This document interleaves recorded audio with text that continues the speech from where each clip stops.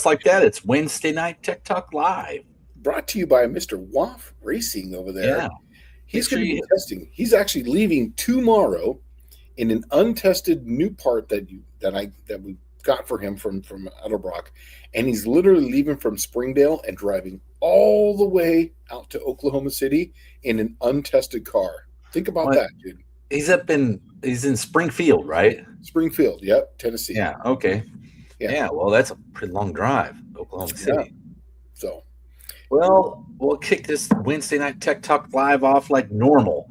Start from the top. Buff Del Campo is here. Danny Boyd is here. Colleen Tebow. John Wilburn is lurking like normal. Slant Daily Garage is here. Racer Ray is here. Kerosene Cucumbers, the greatest name of all of YouTube. Matthew Ward. Dust Devil Garage. Lumpy Wi-Fi B. Danny Boyd. Michael Schmidt is here. Indecisive Garage. Mostly Old Parts. Ron Ward is here. And then Hot Rod Guy Garage. Russell is here. Oh, speaking of that, have you seen Russell's new video? no, I haven't, but I saw the short or the picture that he had problems. He had problem, big one. Don't ruin yeah, the video for me then, because it looks good, and that's yeah. He got the Turbo 300 going in that Mustang, Oh, and yeah. It I did was go like, I was like cheering him on, and it had what I believe is something that you've already discovered. So I'll let you watch the video, but I think that's exactly the problem. okay. But I get the Indecisive Garage says, Happy Wednesday, everyone. Got my new VRS 950 from Edelbrock today. Wish I had the motor. Anyway, what a great deal I got. Well, I'm glad you're happy, dude. Well, that paid for your buying. That actually pays for your entry into the No Name Nationals. Which reminds me, if you haven't signed up, go get your thing for the No Name Nationals. Go get your pass, because that actually helps John out by planning things out. And then it helps you out by building your car. And just like that, if you buy yourself a nice, shiny new VRS, it will actually pay for itself. So you'll be going, basically, you'll get a carburetor for cheap, and you're going to basically go to the No Name Nationals for free.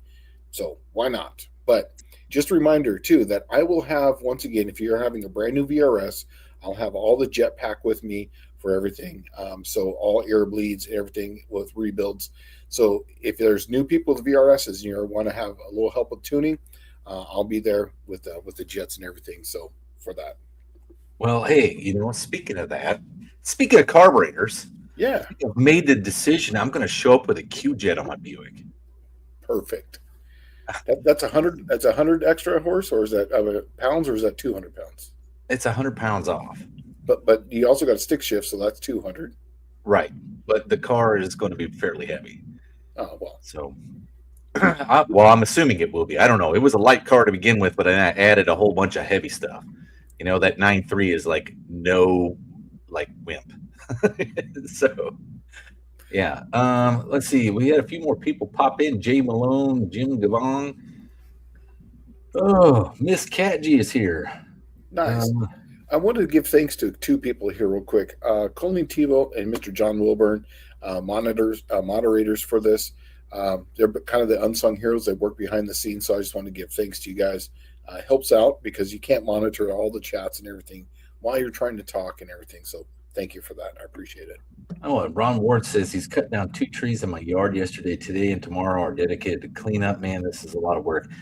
Dude, I'll tell you what, though, let that sucker dry all freaking summer and then cook her up in the fall or the winter as your primary heat in your home. Exactly. Yeah, it'll totally be worth it. 20 pounds off the driver is just like 20 pounds off the car. Just saying. Oh, well, I'm doing pretty good. I'm 7 pounds down from what I normally am. So perfect. Yeah, I'll keep going and see what I can get at the end of the year when I show up at the track. But yeah, that's one thing that most people don't consider. I kind of, well, I don't know if I've ever even said it. Okay. The reason why I like the small block Buick, it weighs 150 pounds less than a small block Chevy. Yeah, you were telling me that because of the casting. Yeah, it's a thin wall casting. Mm-hmm. So it weighs considerably less than a Chevrolet small block. And so 150 pounds is a tenth and a half in the quarter mile. And that's essentially, you already are a tenth and a half better, all things considered the same, right? Now the Chevrolet is going to make probably more horsepower than the Buick, but is it enough to make up 150 pounds off the nose? I don't know if that's the case. Well, yeah, because remember, it's going to be making all that torque. So the hardest thing is getting something moving. Is the initial acceleration. If you have 150 pounds less and a lot more torque, there you go.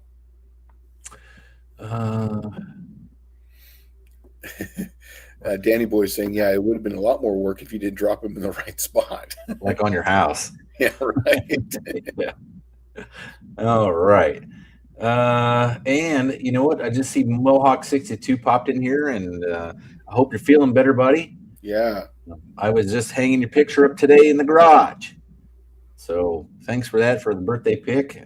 So he's actually now he's like out of the woods right now, right? This is like, he's already home and feeling better. Okay, yeah, because I remember there was like on a Sunday, if he made it past that, everything was going to be good, and I just didn't know. I didn't get any updates, so I just want to see. So everything's good with him right now. He's like home, and as far as I know, I haven't heard anything otherwise. Awesome. Well, congratulations, man. Let's see. Lars just popped in. Mostly old parts Ron Ward says, why do you think Billy Glidden is so skinny? Dude could put weight in his car where he wants it. I think that's something he probably learned from Bob, because Bob had a diet of Maxwell House coffee and cigarettes. And so he was real frail in the 70s, early 80s. I don't think he ever put on any weight while he was racing. Yeah, exactly. So, while we got nothing coming in here, we can kind of talk about, I'm taking a page from Dallas here. Me and Dallas have actually really talked about this quite a bit. And we want to make drag racing fun again, like really fun. So I've been collecting transmissions, actually T5 transmissions. And I know they've got an Achilles heel, and there's a few of them on there. They don't take so much power, but I think I'm going to put one in my green card to see how I like it. But I've got a couple extra ones, and I think sometime next year, I think Plan Z is going to go with a stick shift, because I want to make it fun. I don't care how fast it is. I just want to have some fun in the damn thing. Well, if you cared how fast it was, you wouldn't put a slant six in it. Exactly. Right? It's all about the fun level. When I was a youngster in the Navy in the early 2000s, I got sent to a Navy Green unit where you worked with, it was like being in the Marine Corps, but you're in the Navy, right? So like the lazy Marine Corps, I guess you could call it. But we had deuce and a half trucks, and they had like the weirdest shift pattern. It was like a K pattern or some weird thing like that. But they were all sticks, and they had I don't even know, it probably was a Detroit 6-cylinder diesel in them. But they were so much fun to drive, and they never were fast, because you had a stick shift and the exhaust was essentially like blaring right by your head, right? And it just was fun to roll through the gears. And I don't think it really matters how much power you really have.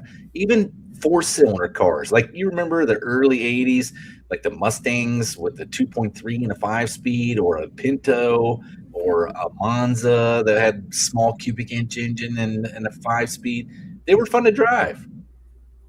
I don't know. I think it's a good compromise. Even it can make an anemic 4-cylinder feel fun. Yeah. And, making a slant six with a T5 is nothing new, but you have to get a very specific. There's people who make adapter plates, but you have to get a very specific bell housing. I wanted to do it a different way. I wanted to get the 3-speed manual one, which is like very common. And that's the one that Dallas got me. And I made an adapter plate for it. And I just I made a 3D printed adapter plate, and it literally lines up perfectly.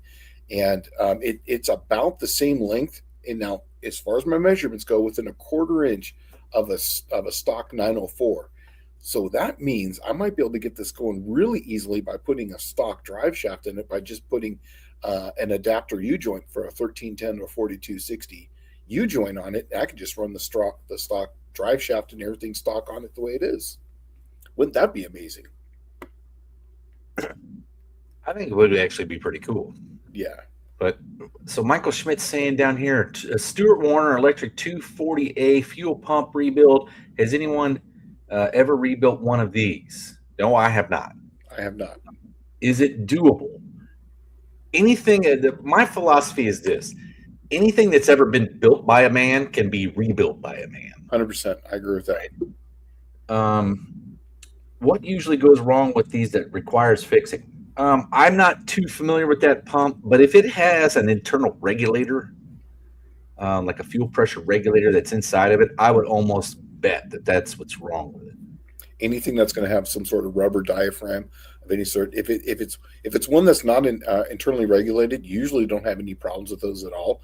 But if it's got an internal regulator, you're going to have a problem with that. That's where it's going to eat up because of the ethanol in the fuel. We'll just eat that. That's what I think is probably wrong with, like, I have about 10 Holly Blue pumps that I've gathered from swap meets and friends and junkyarding, and I just kind of, I every time I see one, I buy one because I know what they're capable of, right? But the thing is like they're so simple, and I should be able to take like 2 or 3 of them and make one work. Yeah.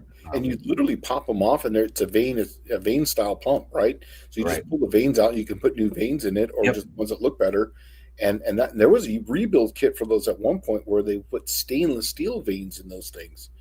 Well, I think the later ones got the stainless steel veins, but I also think the only thing that's really wrong with like the Holly Blue pump, and I'm sure that the Stuart Warner electric pump is almost the same. Anything that's aluminum or rubber dealing with ethanol-based fuels has destroyed it. Yep. And so it's literally just like replacing the rubber and cleaning up the aluminum if it's not pitted too bad.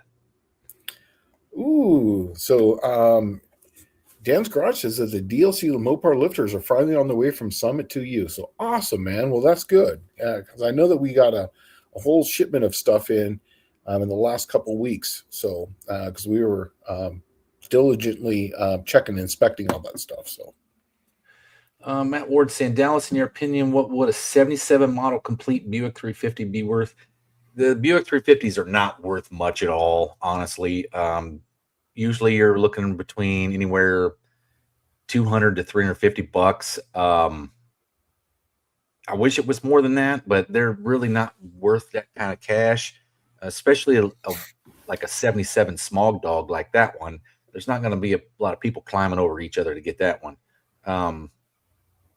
Plus, I don't think in 77 they might not even had the windage tray. That one of those years they took the windage tray out, which made it even worse.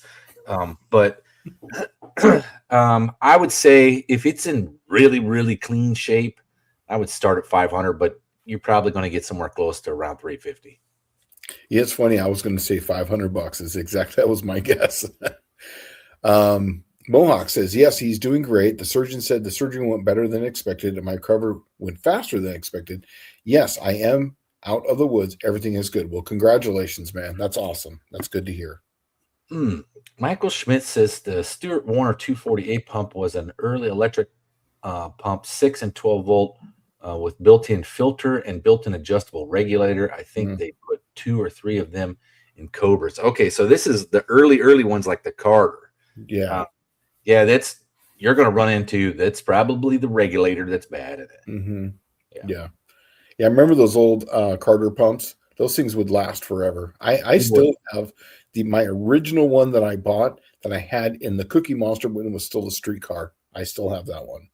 It had the 3 bolts that would hang up. It had that little angle bracket. It would remember that. And they were all rubber. They were rubber grommet bolts. The through passages were all rubber grommeted. Yeah. You know, those came factory on Buick Riviera. Really? Yeah, 1970. They all had, I got about a bazillion of them block off plates for a Buick big block. Now, they'll fit on any of the Buicks, but that's what they came off of as Riviera because they came with an electric pump. And usually when those electric pumps failed, people were, well, back then was like the 1970s and early 80s, right? When they were failing, they would take the electric pump out and put a mechanical pump in it because it was like half the price. Yeah. Well, Burns is saying that Buddy put a T5 behind his original 1934 Dodge pickup flat 6. That is awesome. Yeah, the T5 is actually a really good transmission. If you don't have a high horsepower or super heavy car, T5 is not a bad option because you got to think about it. Like Shane, I've said this before. That thing was designed during the smoggiest of smog years, right? Exactly. Think early 80s. And it was meant for an engine that made no horsepower, so it didn't rob any whatsoever. And it was light, and the rotational mass is minimal. I think it's a really good transmission. If you don't have a ton of horsepower and a ton of torque, that's a perfect transmission for like a daily commuter. Yeah, and that's what I'm going to do is I just want to make it so I can have fun in the car again. Because, it's nice having an automatic here and there, but, if I'm the only one driving it, I'm going to make it a stick shift. Well, okay, so here's something that we should probably throw out there, and then I'll get to Ron's comment here in a second because it's probably just as valid as, all what we were saying before. But the T5, oh man, I forgot what I was going to say. Oh, okay, I guess the early T5s after 91 they became the world class. I think is what it was. 91 was a world class T5, and it wasn't because it was a boxing champion, but it was because it was used on platforms worldwide, right? Well, the world class. Well, they had world class, non-world class, even in the 80s. So, in the 80s. Well, I guess some of the 5-liter Mustangs came with them early, but I don't know when the changeover was. But the biggest secret out of all of those is that I want to say it's like the 95 through 2003 Mustang V6 all have world-class T5s in them, right? And you can score them super cheap because they would just be stacked like cordwood at the junkyard most of the time. But the only downside is that Shane found out is they got like a weird gear spread on them. Yeah. But I'm good with that because now, and the reason for that is that way I don't have to worry about critical speed because I can keep my numerically lower, which means high ratio. So like a 276 gear in the rear because all of the multiplication is done in the transmission, right. And then fourth gear is 1-to-1. So even if I have any problems with the transmission, I have 1-to-1. That's what the car has right now. So everything's good. And then my overdrive is going to be a 0.086. I'm changing the fifth gear, so an 8.6. And that will put me right at the magical 2,350 RPM at 75 miles an hour. And that's exactly where I want to be. Ron Ward said the most fun I had driving a car is when I ran my 98 Plymouth Neon Espresso 5-speed around the Heartland Park road course. The car wasn't fast, but I loved grabbing gears. I'm telling you, it makes all the difference in the world. And that's the whole sole focus of while I was doing this 63 Buick. Really, when Shane and I said we talked about it, we talked about this in 2016. Okay. And it was like the conversation went more like this, like, hey man, I really want to actually it started off with saying, hey, I hate running a car this fast because all of the required rules and safety bits and licenses and all that stuff suck the fun right out of it. Yes. Right. And for somebody that just goes a few times a year, it's totally not worth getting a $300 or $400 license and $300 or $400 worth of safety gear that expires every couple of years and re-upping it.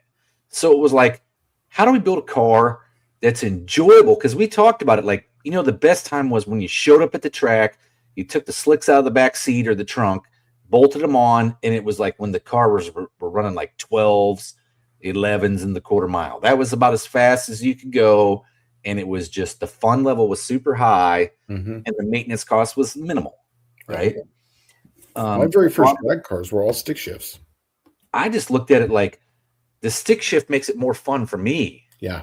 Right? I really don't care how it does for everyone else. It makes it more fun for me. It makes it inconsistent. That's fine. I mean, I think I got my fill on bracket racing. I'm pretty much over that these days. Oh, 100%. I'm way over it. I was over it 10 years ago. Ron's saying that those pumps basically have an issue with the vane sticking. Take it apart, clean it out, knock out the sharp edges, and put it back together. Well, there you go. Because I was going to recommend just cleaning it up and just. That's what I was going to say too. Usually they're all vane pumps when they're old like that. Yep. Because that's the only style of pump they had. Yeah. Michael Schmidt saying that I am in the Plymouth Owners Club. The T5 conversation is the current wave of trends to put in vintage flathead Mopars. Russell Nardi is the guy making the adapter kit, FYI. I'm going to make my own because there's already about 10 people making them for the the 81 and newer slant six that came out of trucks, and they have like 10 different bolt patterns. And then the thing is, you can run the 10 inch or 10 and a half inch clutch on that. Well, I'm dealing with very low power, my slant six, and it's a driver. I'm going to go with the 9.5 inch clutch because I just want everything to be much smaller. But there's some things I'm going to try to keep as much of the Ford parts as possible, like the fork and the pin and the ball, and I'm going to try to do all that stuff. So just to make it interesting, why not have a one-off thing? Danny Boyd says a guy. Danny Boyd says a guy in my hometown put a Monza 5-speed behind an overhead cam 6 Pontiac in his 68 to 67 Firebird. Oh, that would probably be one of the best engines to do that with, is that overhead cam 6, because it's got flat torque curve and it doesn't have a ton of horsepower. I mean, they were like 200 horse at the most with the 4-barrel, a power pack setup. It'd be perfect for a T5. Mr. Nelson. So, hey, I'm going to be giving you a call. In fact, I was going to call you this afternoon, but I got a little busy, and then we have this. But don't talk about it here. But I might have 2 things for you that you talked about. So there might be 2 things for you. I'll give you a call tomorrow about those. But go ahead on this one. Question out of curiosity about the Triple Crown. Why is the restriction for aluminum blocks a rule on a pound per cubic inch class? I think originally what it was is we were trying to keep everyone on an even keel, right? Because there's a lot of manufacturers that didn't have aluminum blocks, and the aftermarket aluminum blocks, any aftermarket block is really kind of no bueno in this class. Yeah, and also too, we wanted to keep the cost down. That was the whole point. That's why we're trying to make them, engines that were readily available, 318s, regular 302 Fords. So that way people can get this stuff. It was not what everybody wanted. And then Dallas started looking up 350 Chevy cranks or 327 cranks, and literally they were $100. And then I was looking up 318 cranks. You can buy the most desirable 327 crank on the planet because of the big stroke cranks everywhere. Yes. The most desirable 327 crank that when I was a kid, people would pay hundreds of dollars for was like $100. Yeah, exactly. And now that's $100 now dollars. And I was looking up 318s from the mid 60s that were literally $100 for a short block. So that means it's got the good crank, the good block, everything. And I'm like, well, this is a perfect class for this. So I would say the only thing aluminum blocks would probably be the 215 Buick, right? The 215 Buick was aluminum block, and the Rover is the same version of that block. Yeah, but that's so small. And then the LS. Yeah, and then the LS. Yeah, exactly. Yeah. Mostly old parts Ron Ward says, will a T5 hold up behind a stock 360 and an A body for daily use? Yeah. Absolutely. Probably until you put some sticky tires on. That's how the Mustangs were. Mm-hmm. The Mustangs were fine for a daily driver until you put some slicks on them and hooked them hard. And then usually what would happen, it was like the shift fork for number 2 would get immediately bent trying to grab second gear. And then Danny Boyd saying 87 or 88 was the world-class T5, I think it was in the Mustangs only first. I think the Mustang was the first one to get the world-class. Yeah, the 87 to 88, there's actually, if you put in 1352-194 and then gear ratios, there's a thing on there will tell you every single world class, because they start 1352- whatever number it is, and it'll say WC or NWC, world class, non-world class. And literally all the GMs, except for a few of them, were non-world class, but then they came out with world class later on in the Camaros. But the Fords were literally almost all of them exclusively world class, even in the, I think it was 87, I think. Yeah, 87 or 86. I remember the Turbo Coupes were the only ones that had the world class T5 in them. In any of the early Turbo Coupes, like 84, 85, 86, they didn't have them. No. They were non-world class. Yeah. Yeah, but if you look at that site, I was looking through it because it tells you all the ratios for each one of them. So, and then you can go to eBay and then buy those gear ratios, like literally. So that's how I was able to find like this wide ratio, one through four, and then actually get, instead of having the 0.7 or 0.6 overdrive, I was able to get a 0.86. I think it's a 2751 gears. And so you put those numbers together and it comes out with 0.86 by the time it goes through the reduction gears. And it made it so much tighter for me on the top end, which is exactly what I want. So nowadays you can basically pick whatever transmission gear ratios you want, because you can buy anything on the eBay for that. Tom Brown says, question, big block Chevy tall deck with regular big block Chevy intake using spacers. How do I measure for proper dizzy length? Are you going to make your own distributor? Because you're going to have to lengthen it. No, actually, you know what? Make an adjustable sleeve. No, well, they do, but they also, those things came with with the HEI distributor in them. Like a 366 tall deck motor had the HEI distributor. You could actually just get one. Yeah. Yeah, they do have the adjustable collar, like he's saying. And the good thing about a Chevrolet, it's not like a Buick where it's got that O-ring on it. You literally just got that collar, it slides up and down, you put a gasket on it, right? Yeah. Tom Brown, you actually, I'm going to say this because I was literally going to do this, is that the reason why I went out to Dallas is, and I really recorded all the mileage and everything, is because I'm going to do the exact same run, but in fourth gear. So that was the whole point of this. And I'll just see per the automatic, per the stick shift, what is the major difference in mileage just going through an automatic or going through a manual. And then on the way home, I was going to drive it with the 5-speed. So that way I can have all three literally on the exact same run to Dallas's house. I think you're probably only going to see maybe 1 to 2 miles a gallon difference. But where you're going to really see it is in town. It won't be like 16 to 18 miles a gallon in town. It's going to be like 22. Exactly, because I could short shift it. And right now, the transmission from the converter is not under load all the time. Yeah. Now I can manually lock mine up, and I actually do that. I have a button for that.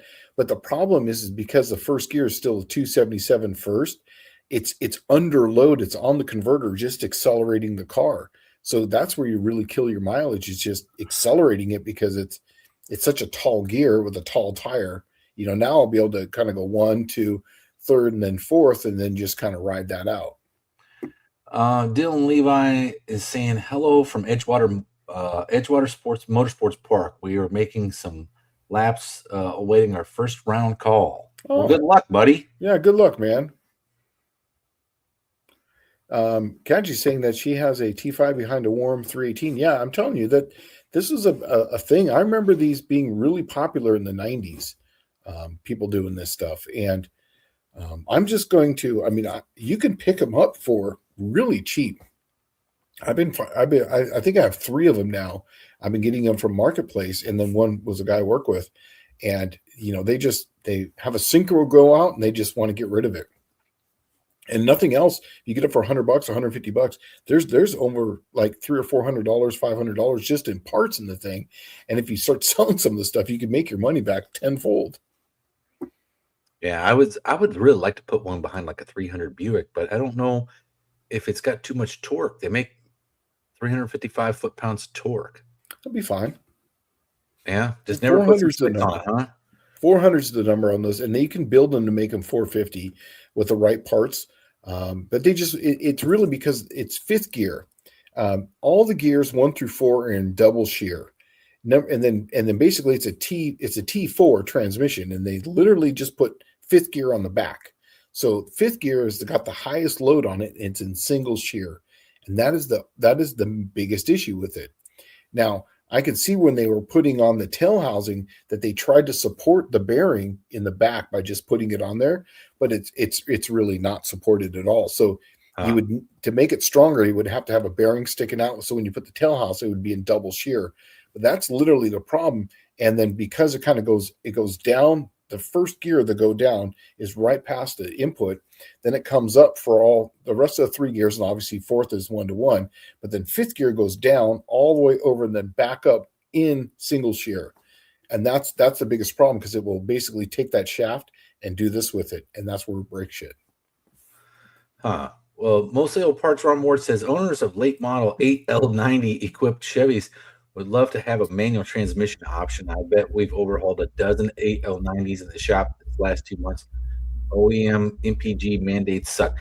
Mm-hmm. I have never been a fan after anything made after about 2006 or 7, I guess. And this is why.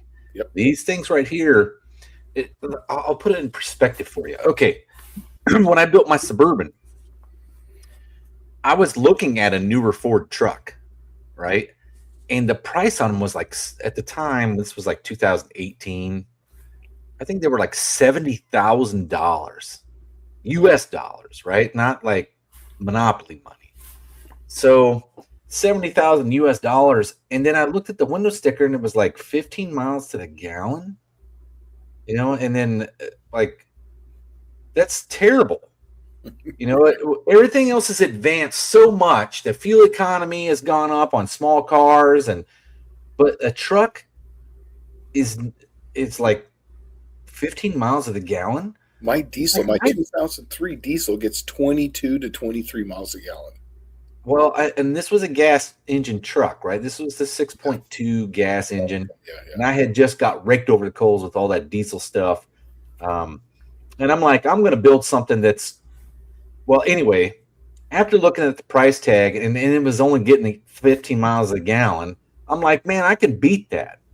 Yep. Right? Because I can literally build something that gets 15 miles a gallon, but yet cost me $7,000. And that's when you built that engine. I remember that. I was working at Crowder at the time, and that's when we came up with the camshaft. Yeah, I called you, and you were like, I still remember the conversation because I said, hey, dude, I mean the RV cam for a Buick. And you're like, 510 foot-pounds, is it enough for you? And I'm like, I went 510 at like 2,000 RPM.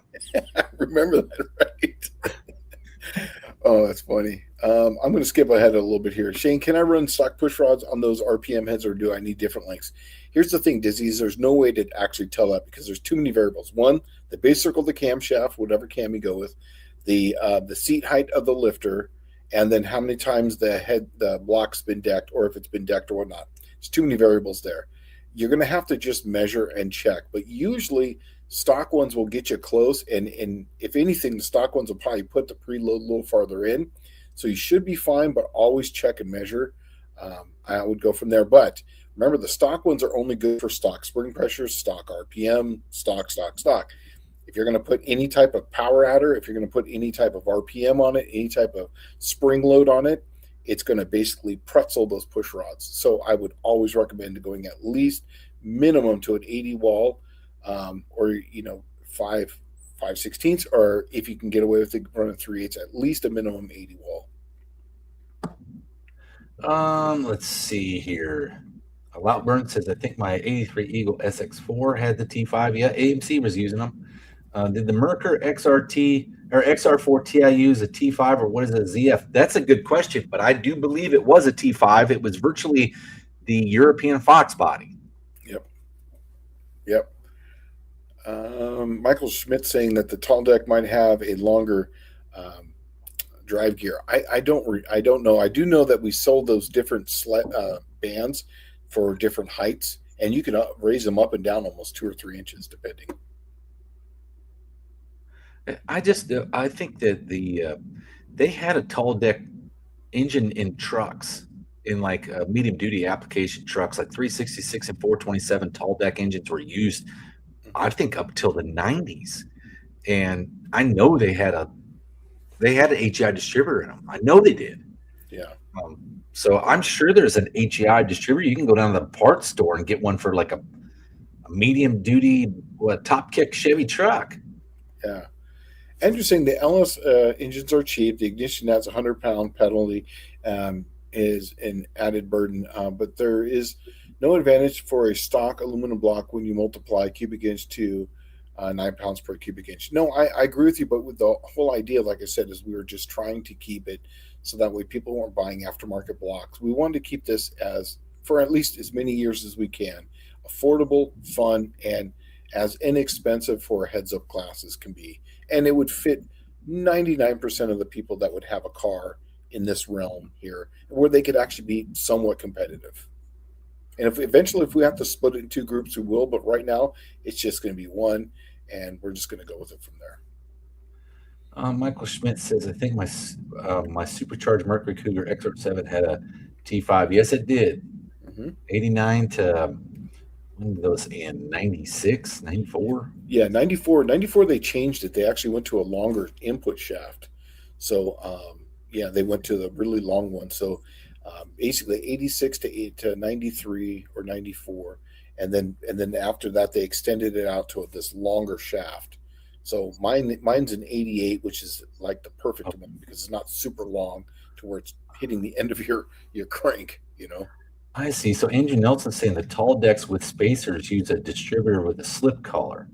TD intakes, which is the tall deck intakes, don't need the slip collar because the distributor flange is lower and uses a standard distributor. Oh, I was going to say, I've seen them with HEIs on them, so I know they have them, but that would make sense that they would just modify the intake manifold to work with that distributor.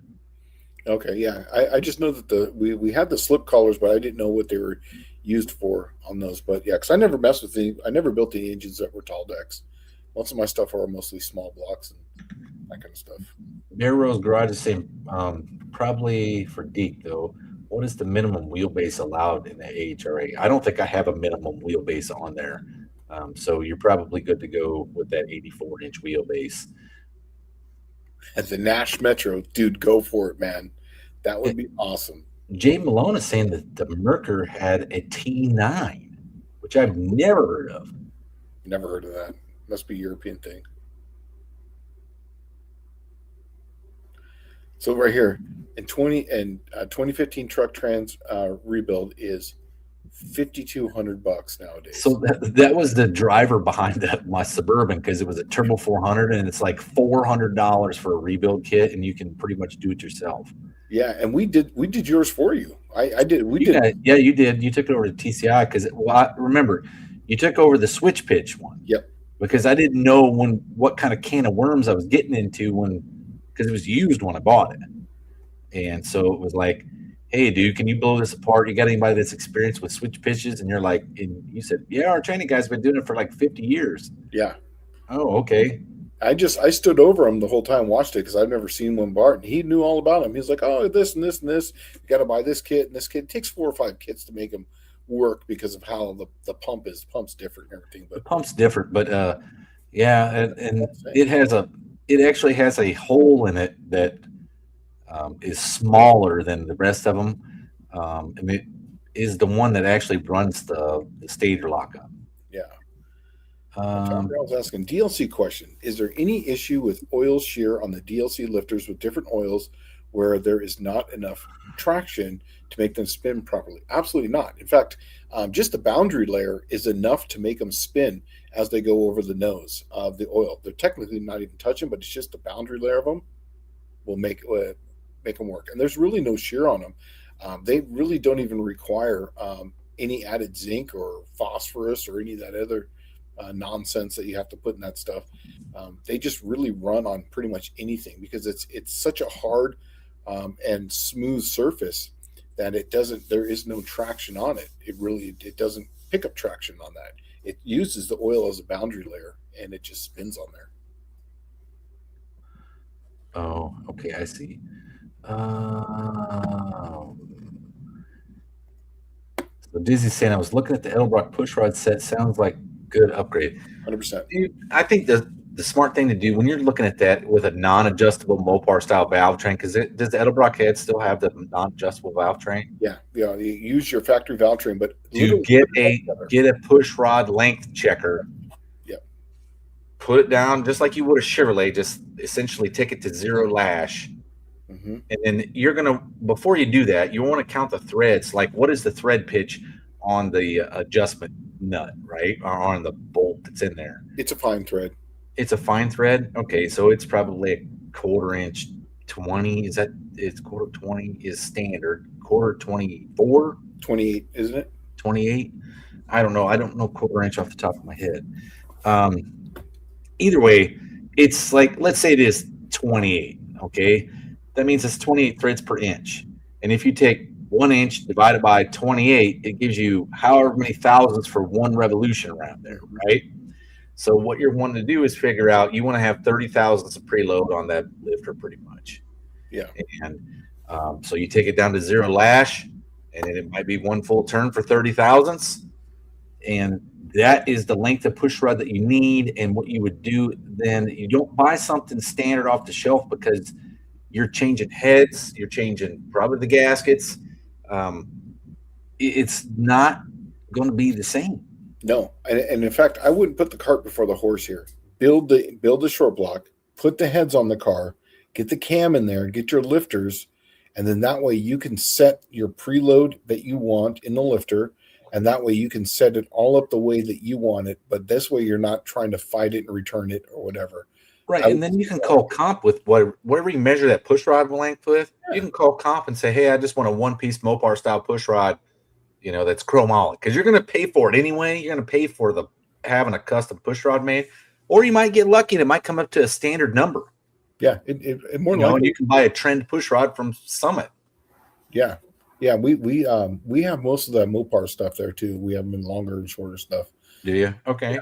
Well, and if you're running a factory's type of rocker arm, then you can I believe it's just a ball and a ball if it's just a non-adjustable style. And we have tons of those in there. So if you're running a non-adjustable rocker arm, it'll be totally fine. Oh, Tom Brown saying they can't use an HA on this 427. It is from 1973. And now he's sending me pictures of it. Okay. It now has a tunnel ram, no room. Oh, yeah. Okay, well, that's a completely different story. Yeah. Yeah, so definitely get the adjustable stop on them. Yeah, the adjustable stop. The adjustable stop's the way to go. That way too, you can also set the correct amount of depth in the oil pump, because I've seen those too, where people are putting too much pressure on that thing, and it drives into the oil pump, because if the gears are set up the way they are, and then it ruins the thrust pace on the bottom of the oil pump. It just has low oil pressure all the time. Exactly, and because it's just bypassing, and then it sends all that crap right into your filter. Like literally right into your filter. So what you want to do is stick it all the way down in there and then back it up probably like 100,000s, 200,000s. They have a lot of slop in them from the factory. Yeah. If you ever look at the drive pin on those Chevrolets, they'll be like really, really worn, and just, you would think that, man, this thing's going to break off or fall off, but they just keep going. Yeah. Okay, move on here. There's a group of bracket cars here in the Mid-Atlantic looking to bring back stick class without clutchless transmissions. I agree. I used to love watching the Southeast Gassers, but the second that they added that clutchless rule in it, it just all the air just sailed right out of it. Why are you racing a manual anymore? Yeah, why? Exactly. So you might as well have a clutch flight. You basically have a trans brake then. And in all honesty, when you go to an automatic, it becomes a lot cheaper. Yes, exactly. That's the maintenance is a lot easier. Yeah. And I watched on some of those in-car cameras. Do you know some of them have now the clutch on a button? Have you seen that? Yeah, you were telling me about that, and I didn't believe it till I saw it myself. And I'm like, my God, they've gotten so far away from what Southeast Gassers really was that it's literally like gasser bodies on a new clutchless 5-speed setup. Yeah. So it's I was all about it, and I was so into wanting to build one because I wanted to do that, and Dallas was too. And then within like the year, like a 4-year span, it just was awesome shit. Well, it jumped the shark really quick, and what really sucked when I started building this car for Superstock, dude, I was putting the motor together, and it took me a year and a half to put the motor together. Mm-hmm. In the first year and a half, they changed from single plane intakes to mandated dual plane intakes, and it was all during COVID, right? So if you were running a small block Ford, going from a single plane to a dual plane, pretty easy. Yep. Chevrolet small block, no problem. A Buick, dude, I paid almost $600 for the single plane, and then it was $500 something for the dual plane, but they were out of stock, and it was like an 18-month lead time. I ended up finding an entire engine that had one on it for cheaper than that, right? And then I just rebuilt the engine and sold it. I remember that. Yeah. So Michael Schmidt's asking, one wheel peel. If you put a wider tire on the peel side, would both wheels act like a posi? typically what I do on this, and actually a few people have done this, is I'll put extra weight on the passenger rear. I'll put either sandbags or put the battery back there if you can. And there was another guy, I think it was Uncle Tony. He actually put an air shock on the right hand side. I personally have never done that, but I've actually just done the weight thing. So I'll put in just sandbags until it actually changes the traction on it, and it makes a big difference. Have you ever drag raced a single one wheel peel before?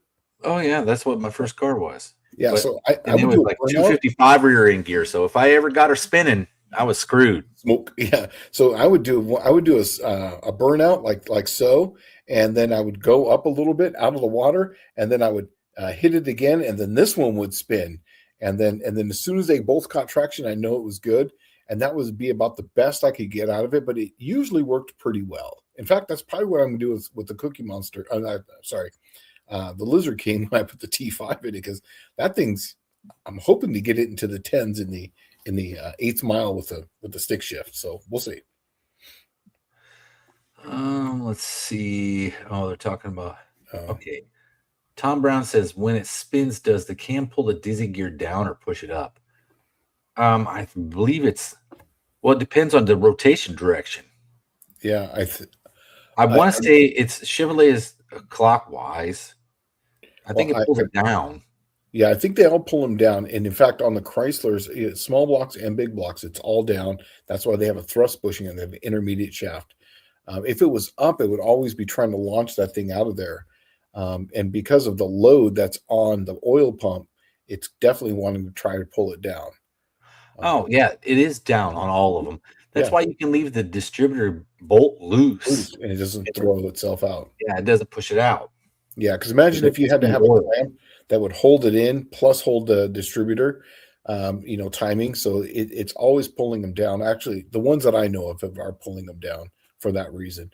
So typically what I try to do is when I'm on a big block Chevrolet or small block Chevrolet, if I'm putting them in there, I would try to get the thinnest washer I could, because here's one thing that I've always ran into with the big block, small block Chevrolets is that once they get a little gushy in there, it will actually want to sandwich down and it'll bottom out.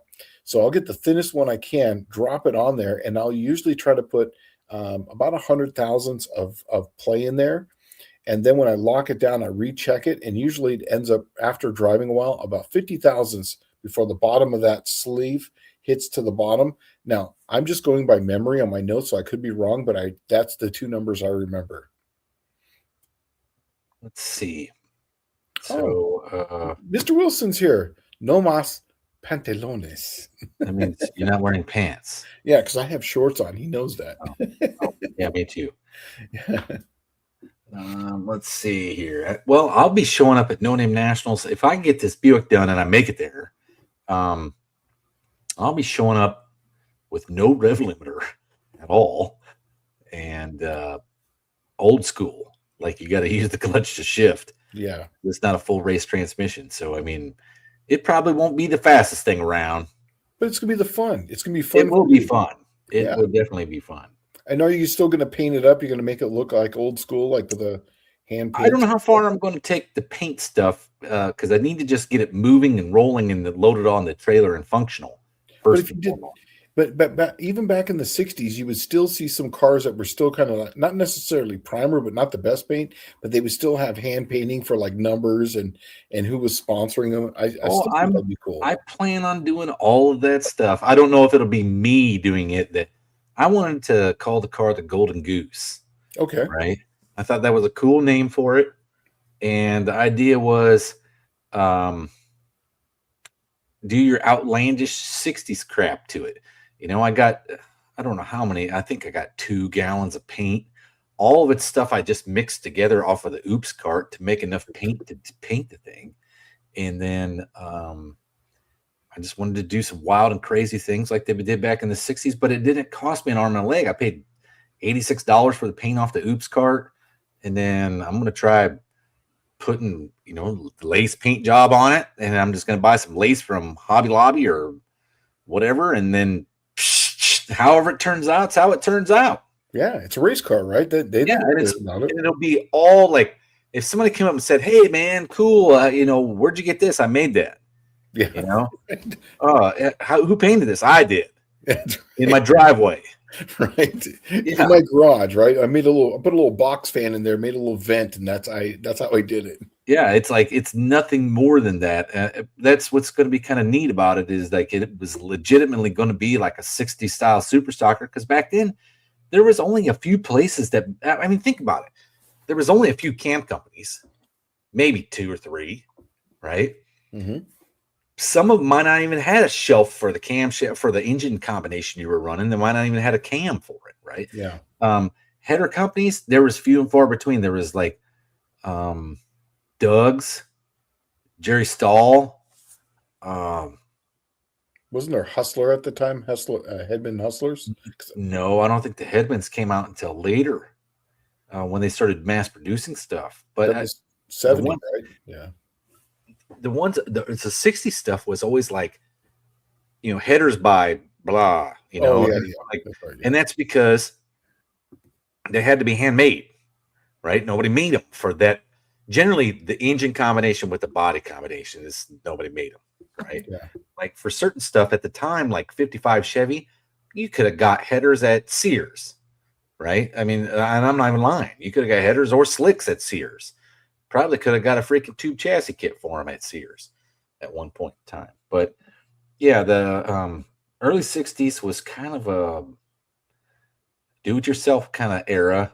I like that. The cars never looked as good as what they really just expensive ones. Yeah. Mohawk saying that he used to love watching the Ozark Mountain Super Shifters, watching that 62 Chevy bubble top carry the front wheels a foot off the ground all the way down the track, impressive for a 4-speed. I think that's awesome. My dad used to take me to a lot of races like that when I was a kid. Yeah. And the only thing I ever had heartache with any of that stuff was where it was nostalgia, is where they would show up with the monocoque wheels on a 62 Chevy, right? Or and you're like, dude, that's not 1960 super stock. Those wheels weren't even invented until the 90s. Yeah. It shouldn't be on the car. And they're billing you as a nostalgia car. It should be nostalgic. Mm-hmm. Tom's saying that's why I come here for the smart things for the info guys. Yeah, no problem, man. That's why we do this. That's literally why we do this every Wednesday night for you guys. Barrel was saying, granted, I'm more of a driver than racer when it comes to engine builds, but I lean to stock spec oil pumps, especially in forest, to save wear and tear. I try to pick up volume in other areas. Shane and I have been preaching this for a long time. Yep. Right. Exactly. Like it's literally oil mods are the best thing you can do to any engine build that you're going to do. Mm-hmm. I'd rather have volume than pressure. Just know that. Yep. And then stock pump is really all you need. After you open everything up, like let's say you didn't open anything up, you put a stock pump in, it's going to have 30, 40, 50 pounds of oil pressure, right? If you open everything up, it's going to have lower oil pressure because the volume is so much higher, right? But it's still going to be well within your reasonable 10 pounds per or 1,000 RPM. Yeah, I tried to explain. If you had a hole this big and one this big, this one had 90 psi, but this one's only got about 3. Let's just call it 10 psi. This is still going to flow more volume than this one over a course of time, and there's going to be this is going to be easier to pump than this one, and that's literally what you're doing. So you're moving more volume at a lower pressure. That's literally what you're doing. You need all the pressure when you have that volume. That's correct. Exactly. Yeah. He's saying the last question for me of the night, on an engine that has block offs to prevent oil over cam, what would be the benefit in power loss of oil over cam vs lots versus lots of oil over timing chain? So let me read the last question. Okay, so what I do is I put on on actually my small blocks, they have these open oblongs on top of the engine. Typically what I'll do is not block them off. I'll just put screens on there, but they do impede oil, but I open up the back and the front. So under acceleration, the oil goes to the back, and that way you're cutting down on windage. When I deaccelerate, it goes through the forward, but I always have a way to oil the timing chain. Typically, I will oil them either one with the front main is right where the two parts come together. I'll cut just a little bevel in that, and that little high pressure oil, just a tiny bit, will sling onto the timing chain. So, and that will spin it around. They'll hit the back of that slinger and spin it around. Or in a small block Mopar, you can collect it in the top and then drill a hole there, and it'll come down and drip onto it. There's many ways to do that, but basically it's just windage. Is all you're trying to do is cut down the what's going back through the crank and launching it back up and getting everywhere. Right. And to answer your question that's an impossible question to answer. Yeah. Right. You would have to assume the oil over timing chain probably does better than the oil over the cam because it does create less windage. But that's impossible without having two engines to determine and they would have to be the exact same bore and stroke with the exact same camshaft in it, and they would have to have just that oiling mod. And the only thing that you could do, though, is to save this point, though, is that not going over the camshaft, but below the camshaft is going to be the crankshaft and the rods. That will definitely cut your power down if you don't. It's not going over the cam, but when it goes over the cam, it's going to hit the crankshaft. If you can cut it from going to that, that will definitely help. And that's measurable. Okay. I think this is a very difficult question to try to answer whatsoever. The reality of it is I would assume that, and there's lots of ways to overcome this, right? Especially if you're creative and you're willing to just try some things. And that's where I was kind of lucky in the regards to Buick stuff. Like I didn't know a whole ton about Buick stuff at all. Really what happened was my father died, left me 16 455 Buicks. And I decided, well, I got nothing in them, so let's try some things out, right? And that's where I started going crazy with the oil mods, find out what worked and what didn't work. As long as I just didn't get too greedy. Like this oil over the cam thing, every time I do an oiling mod on an engine, people always think oiling mods are to create or to increase the amount of oil going to the bearings. That is true, right? It'll go there until it can't get down to the pan fast enough. That's correct. All right. So oiling mods on the return side are just as important as oiling mods on the supply side, if that makes any sense. And generally what I'll do is you see where the oil travels down through the head after it goes across the rockers and goes all the way to the front on the lip and then down the sides and through some holes, generally into the block. I will normally take that entire area and clean it up and smooth it all out. And on the racing things, I'll put Gliptol on it, which is like a wet banana for motor oil. Yeah. Right? It literally just returns it right to the pan, like super fast. That's kind of the idea. Sometimes there's good things for windage, and sometimes it's bad. You can have all the windage in the world, but if you have a crank scraper, it's not really affecting you much. It's just peeling it off right there at the crank. But if it's coming straight down to the crank, constantly raining on it. That's what I'm talking about. Yeah. You're getting the ball until it gets to the crank scraper or the windage tray, right? And usually the factory windage tray really doesn't do anything for windage. I've noticed.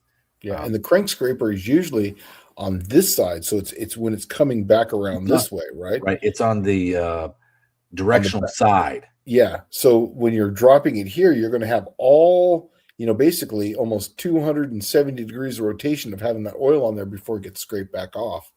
So that's the only reason why I've always tried to avoid oil dropping straight onto the crank as possible. That's what I've always tried to avoid for that reason. Chevrolets have kits where you can put like a little standoff tube inside the oil valve or the lifter valley, so that the oil has to build up to, like, say, this point in the lifter valley before it starts going into the spillover into the little tube down inside the engine.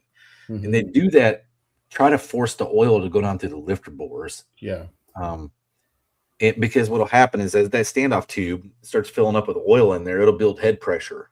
Yep. And it'll eventually push itself down through the lifter valley and through the lifter bores before it goes to that standoff tube, keeping it from creating windage. Yeah. And this is a big thing because engines have been designed. The Gen 3 Hemi literally has drain back tubes that go on the outside of the block. So the heads, all the oil that goes in the heads go into down into the head, and then in the block, they have drain back tubes that are built on the outside of the block.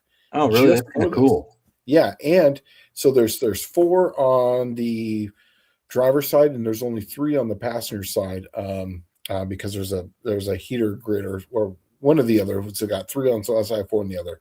But there's a reason. Oh, I think it's because the oil filter's on the passenger side, on the driver's side, on the passenger side. But and then also too, the cam is literally almost encased in. That's what I've noticed in every new racing application engine. The cam is completely encased. Exactly. So the only thing that is getting oil in that area is what's coming off the bearings, and there's a reason for that. So that way, oil that's coming down, they don't have to control that. The oil is going around it to the bottom, and also too, another one too that they do is. If you notice how the oil pumps are now on the crankshaft. And so that way they're much closer and they can spin at a higher RPM, but with a much smaller pump, because now they're going twice as fast as they used to, because they used to come off the camshaft. And it robs less power at low RPM. Exactly. That is correct. That's right. I was actually considering doing that myself on some of the racing small block Buick stuff I like to do. Like I was really looking at using the stock oil pump gears and see if I could make it work. But like the oiling system is just so freaking bad. Like it's got 90-degree or greater turns before it actually meets the number 1 cam bearing. That's insane. You were telling me that. It's just, I want to see one time actually taken apart so I can actually check it out for once, because it's just the big block is the same way. Wow. Yeah. Colleen says pressure versus volume. I had a neighbor years ago that wanted to increase his water pressure, so he went from 1/2-inch pipe to 1-inch pipe. That's not how it works. Mm-mm. You're the opposite. Exactly. But in reality, when you're talking plumbing in your house, the water pressure would be constant. Constant, exactly. It would be the exact same. Yeah, but the volume would be double, if not more. Yeah, maybe 3 times as much. Actually, it would be almost 3 times as much. Nostalgia is an inline 6 cruising slow through a burger pit parking lot on a Friday night. Pull the choke out until the engine almost chokes. Yeah, and then basically kill the ignition, turn it back on, and shoot the fire right out the exhaust is what I used to do. That's the 1960s high performance cam. The sound of it and the smell of raw gas.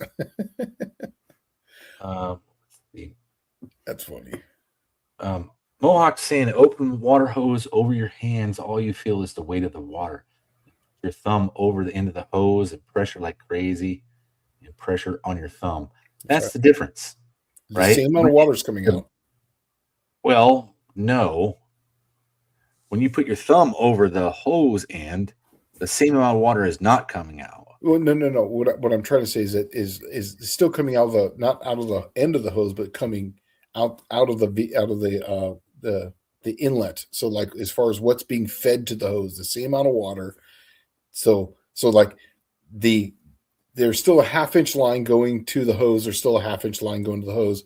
This one right here is at a high volume. This one now here had the same amount of volume, but now you created high pressure on it, which is not restriction. But going to the hose has got the same volume as well. I was trying to say.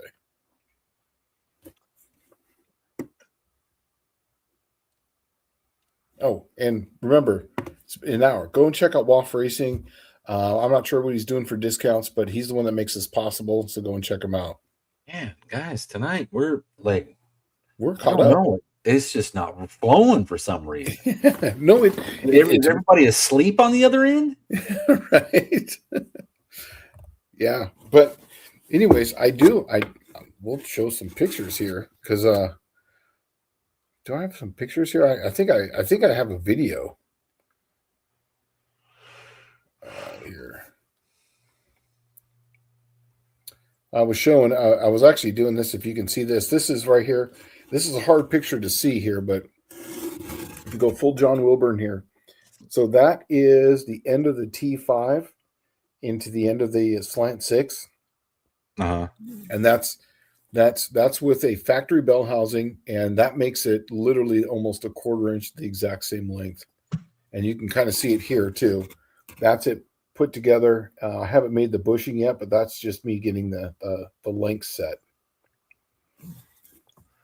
Are you gonna have to make your own custom bushing? Yeah, because just the bushing, and then I'm going to put the Ford, needle bearing into, and the reason for that is because the Mopar one, it makes sense.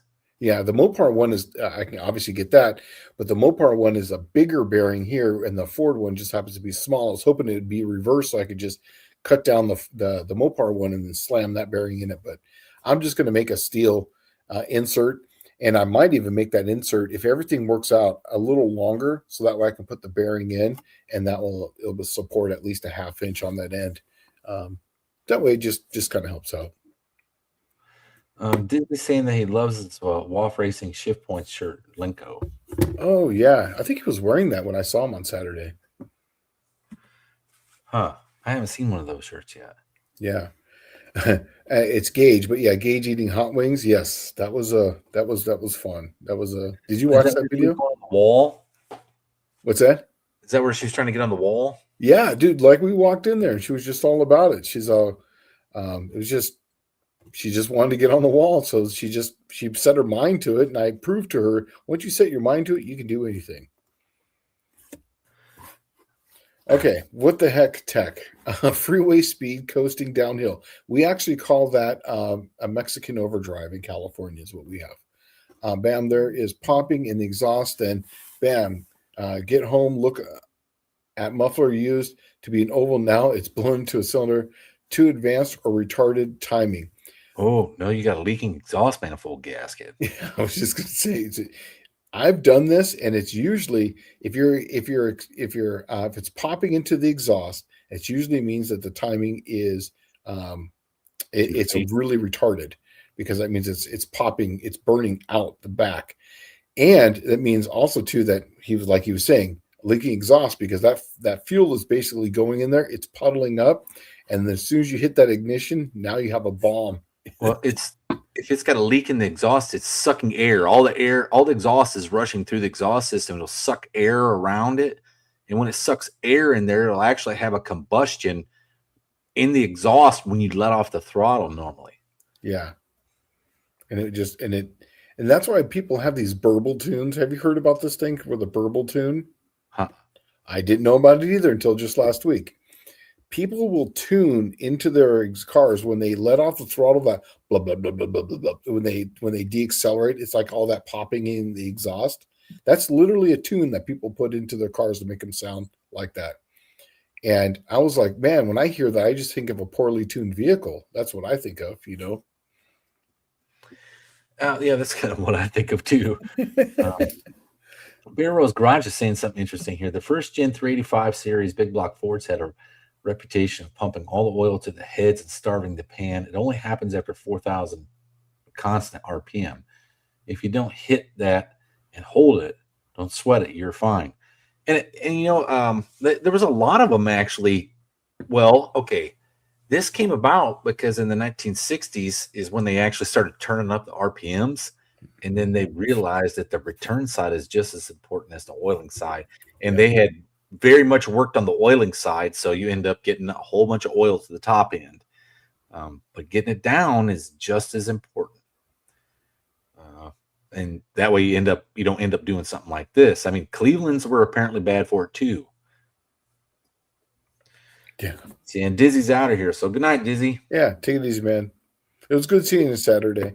Yeah, we Saturday, man, we had a big adventure. If you guys I didn't post anything about it as far as on YouTube, but we went to Johnny Cash's house, boyhood home. We went to Carl Perkins.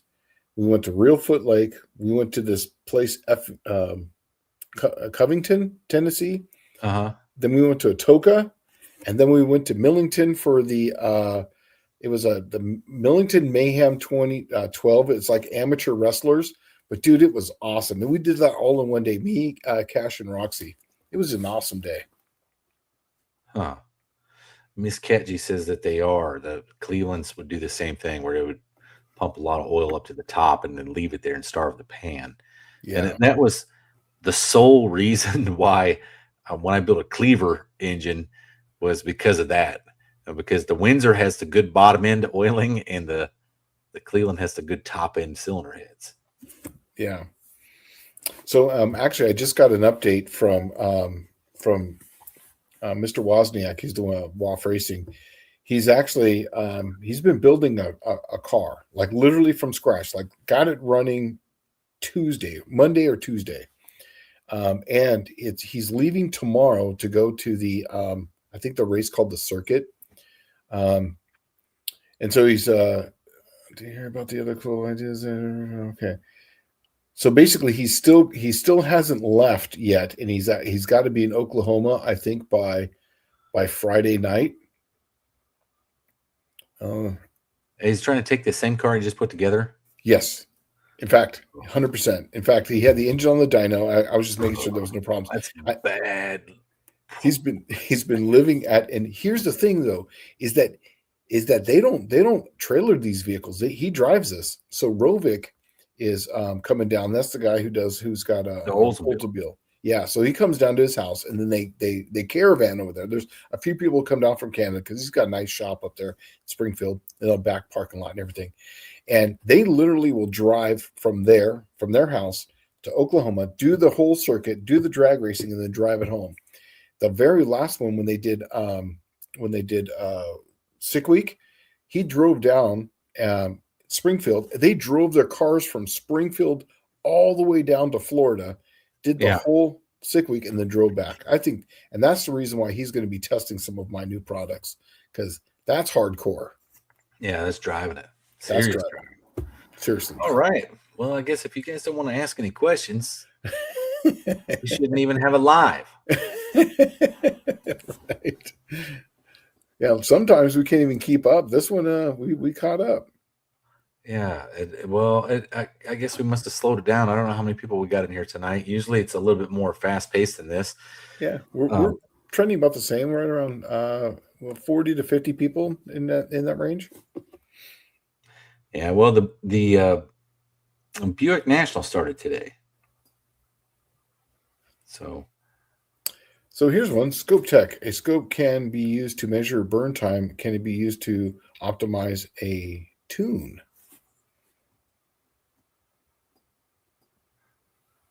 I don't think a scope, like an O-scope. I'm thinking O-scope.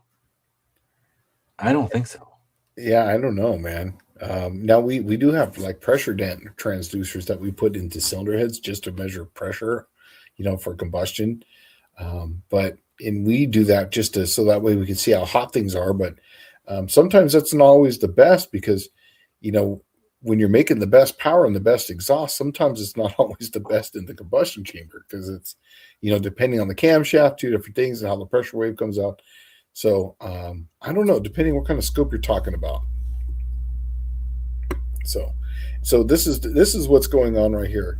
It's called the Circuit D&D. In fact, Deutschwerks, Mark Campbell's going to be out there. He's testing a bunch of our products out there on that. So we actually have a lot of people out there testing some of our new products at this race. So Junkyard D saying that Thunder Road Dragway, formerly Sturgis Dragway, is opening back up after a 2-year shutdown. Oh, that's awesome. That is awesome. Not a lot of them come back from the dead. Yeah. So Miss Katche was saying, why would Buicks have such convoluted oiling? Surely designers thought it was odd. To tell you the truth, I think it was to remove the oil pump from being inside the pan was the primary thing, and then just figure out how to make that work. And the 215 and the Rover engines got this same design, and they still have issues with oil, especially cold startup, because it's got to get oil from the back of the block. That's all of them had rear sump pretty much after like 1964, and then it pumped it all the way to the front, and then from the front it oiled from the front back. So think about like number what, um, 8, number 7 cylinder, lifters, they're probably like at that point dying because the engine's running at high, well, like it's cold startup. So it would be on high speed idle, running around 1,000, 1,100 RPM, and it's got no oil back there at all. It's just got whatever was sitting on it from being there overnight. But the other thing was, normally what I found is the number one cam bearing takes the brunt of the load for some reason. And I believe it's because the gear on the oil pump shaft, because it's got so many turns, it stacks the oil, I guess is the easiest way to put it. Because when you're thinking of like oil is a liquid, it can't be compressed really. So it just stacks it in there with all those turns, and it puts a lot of subjective pressure on the front of that camshaft, which seems to wear number one cam bearing, because you may not believe it, but a cast iron cam will flex. And I think it having all that pressure on it pushes the nose of that cam down, I believe is what's going on. And they end up spewing oil out the number one cam bearing. Junkyard D's saying something bitching. Dallas, I don't think they have a sanctioning body confirmed yet. Well, thanks for that bit of information, but I'm not doing anything with the AHRA at the moment. Yeah, I would love to. I don't think I want to go that far away from home, but I would love to be doing the AHRA. But let's see where I stand. Like right now, I had to make a decision for $30 at the gate at the Buick Nationals, or eat for 4 more days. Yeah, and I don't have the money for run the AHRA at the moment. South Carolina is one step away from passing a law that if you build next to a racetrack, shut the fuck up about the noise. I love that. Well, that's starting to become like the normal thing. Yeah, agreed. Matter of fact, I'll probably tell everybody now.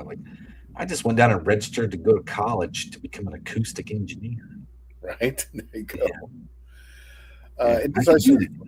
When I put my VRS on my small block Chevy, should I consider a phenolic spacer? Yeah, just the biggest one that you could, as far as like just to insulate heat, but they're actually a really tall carburetor, and there was a lot of work putting into that, so that way that you don't have a base plate and then a body, so it's not 2 parts, it's literally one piece on those. And because of that, and where the bowls are, it's a much bigger carburetor than, like, say, a Holley, that style. So it takes some of the radiant heat away from the fuel, and the fuel is much bigger. I would always try to get something to take away some of that heat if you can. Absolutely. No, it's actually going to make it a little bit more power, because it's going to give a little more plenum volume. Tom Brown says, I just watched the wing eating video, Shane. That was awesome. I'm telling you, man, that was for real. She walked in there, says she wants to get on that wall. I tried to talk her out of it, and then when her mind was made up, that's when I started throwing money in there. I didn't coerce her. I actually tried to talk her out of it, because I had to sign the paperwork. Michael Schmidt saying, no scope. It shows the spark pattern, the length, the burn time, the measurable. It's time like microseconds. Is there optimal spark time? Is longer or shorter burn better for long, medium, short strokes? People have tried this. In fact, there was a company called Nology Wires, and they would put capacitors in the wires, and they were like, it would discharge a spark. And then one thing we noticed is that a lot of the times it's the multiple sparks. That's why the Gen 3 Hemi's got the 2 plugs. It's firing from both sides. And then the MSD would have a multi-strike until 3,000 RPM, wasn't it? I think is what it was, a multiple spark. Yeah, until like 2,500 or 3,000. Yeah, 2,500, 3,000. I'm tell you right now, I'm not 100% expert on this, but I can tell you that when it's a good spark, it doesn't really matter much. I've tried opening gap, I've tried closing gap, even on the Cookie Monster before I was running nitrous. It didn't really matter much. I would actually back cut the plugs and make it literally as far away as possible, so that way it would jump the gap and it would actually create more of an arc. I was back cutting the plugs, I was changing gaps. Didn't really do anything. There's a lot to So if you're talking just spark, reading it on an O-scope is simple Yeah. because the O-scope is just essentially time over whatever you tell it, voltage or, well, actually, most of the time it is voltage. Um, but I don't think there is a certain way to play with this because, see, dew point setups were meant to increase the dwell. That was the whole purpose of it. Like, you couldn't have a dwell any longer than a single point setup could actually maintain, Yeah. right? And when you came up with the dual point, they're out of sync by like 2 degrees, 4 degrees, something like that. And it increases the dwell by having two overlapping sets of points, is how that works. And that gives you a longer spark, but dwell isn't everything. You tried E3 fires or E3 spark plugs, and what was the crazy one in the '90s that everybody tried, man? The quick fire or whatever they were. Like, there was another one before the E3. Split fire. Split fire. Yeah, split fire plugs. Oh my God. I remember going to the junkyard and there'd be cars with all those plugs in. You're like, oh my God, the freaking snake oil treatment, right? Yep, I remember that. Yep. They never did anything. And what's funny is I have no idea how split fire even got started because in reality, Excel had U-groove plugs way before that, like in the 70s. And also too, NGK had the V groove. Remember the V? Still got the V-groove, yeah. They had the V groove. So I have never seen anything longer or shorter work well, with the exception of points distributors with with an adjustable dwell. Yeah. Those are the only ones I've ever seen that you can gain something out of it, and I think it's because the distributor or the ignition system on it is so rudimentary. Yes, exactly. That all you're doing is fine tuning the rudimentary ignition system, and the later electronic ignitions have already got that all figured out. And so I don't think there's really any much gain to anything with a longer or shorter burn, or multiple sparks really don't do much either. If your carburetor's tuned properly, exactly. Right? The cheating trick when I was in the Navy in 1995 out in San Diego, we had to have a stupid California emissions pass before they would give us a base sticker, right? Otherwise, you couldn't get a base sticker on your out-of-state registered car. And that sucked because that was holding me to a federal standard for California, right? When I'm not from California, nor have I never lived in California. I'm on a base that's actually not even considered California. It's considered U.S. federal government property. When we had problems with cars passing emissions, my go-to was generally I'd go to the junkyard and I would get a Quadrajet, and I'd find a Quadrajet preferably for the same kind of engine that they had. And then we would put an MSD box on the HEI distributor and hide it inside the car, right? And you use the MSD box at idle would blow that freaking thing clean. It's literally just burning all the fuel. Yeah. But you get an HEI or you get the Quadrajet because they have this real small primaries, and you'd stick it on there, and you could get a 70s car through there pretty easy. With an MSD box and then a Quadrajet. Most of the times, guys would show up and they'd have a Holly and, like a freaking, they'd still have an HEI distributor on it, or sometimes they'd have some kind of performance distributor like a Mallory dual point. But California says, no way, that shit's got to go, right? Like, as soon as they open the hood and they see something besides a Quadrajet and all the emissions hoses on it, you fail. They won't even go any further than that. But that used to be the way to cheat them, was the MSD box. The other one was you go get 2 cans of heat and dump in the gas tank. I was just going to say we put alcohol on it. That's what we would do. My Volkswagen, my 67 Volkswagen had to be smogged. And most ridiculous thing ever. It's a Volkswagen, right? So we would take the engine out, put the other engine in to go get it smog, because you can do it in like literally 30 minutes. And they would said, oh, it's not going to pass and whatever. So, you get a couple tries. And then we would just go down. I was sitting here thinking, was it isopropyl or there was another type of alcohol? You literally would go down to Thrifties and buy it, and you'd pour a few of them in your tank, but it was literally just alcohol. You used to be able to buy methanol.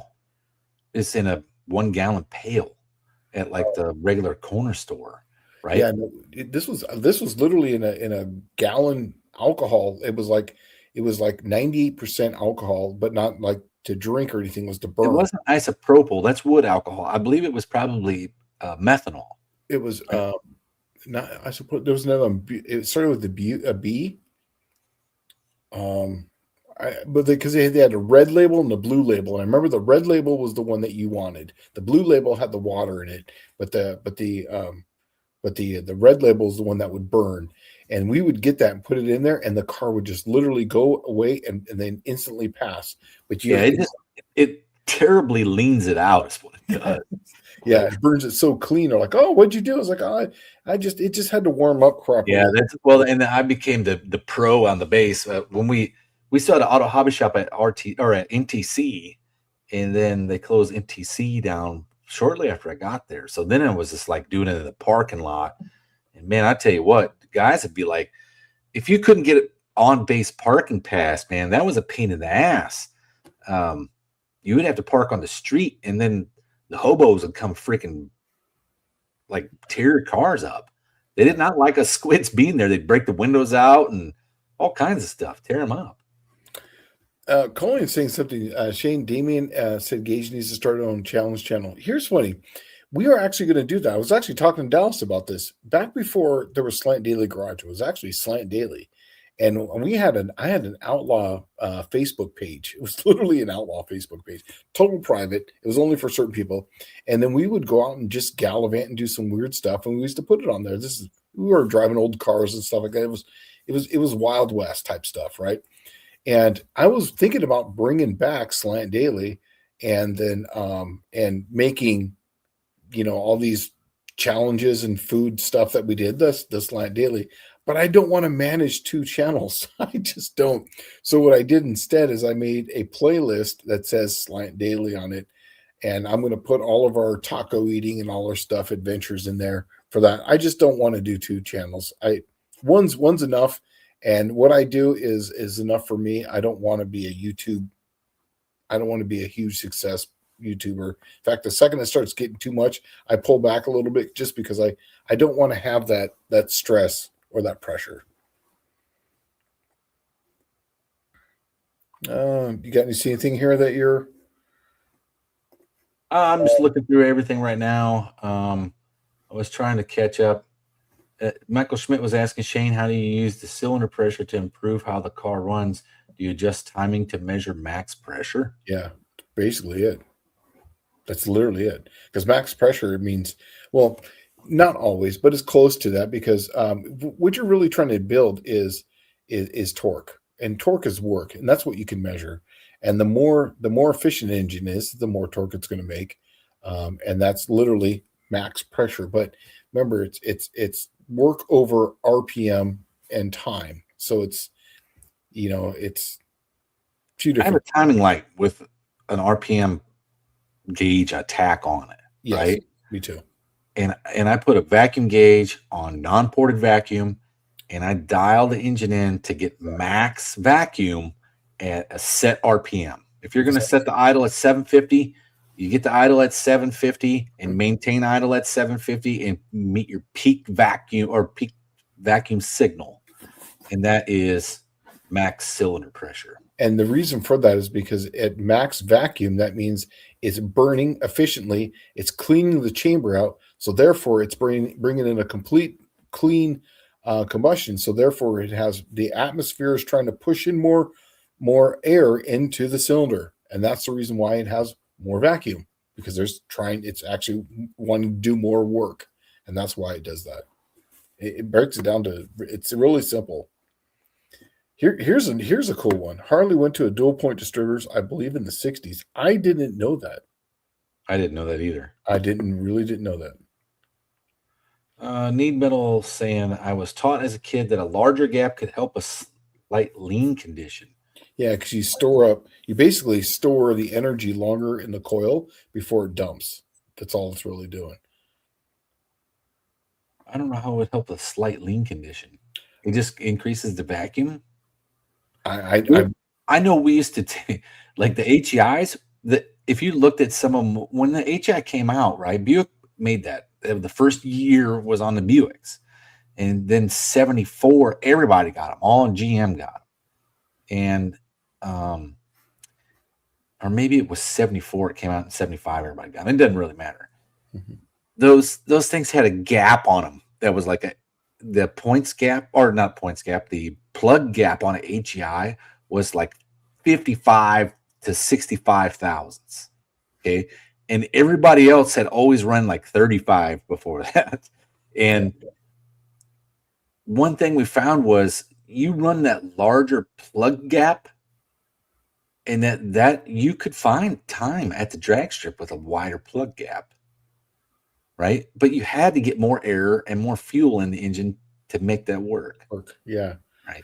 But this one right here, he's taught as a kid that larger gap could help slight lean condition. I didn't get to this point, but the reason for that is because it slightly delays the timing because it's going to burn later. So because you're opening up the gap, it's gonna make a flame kernel take longer to jump the gap, so it's gonna have stored energy longer.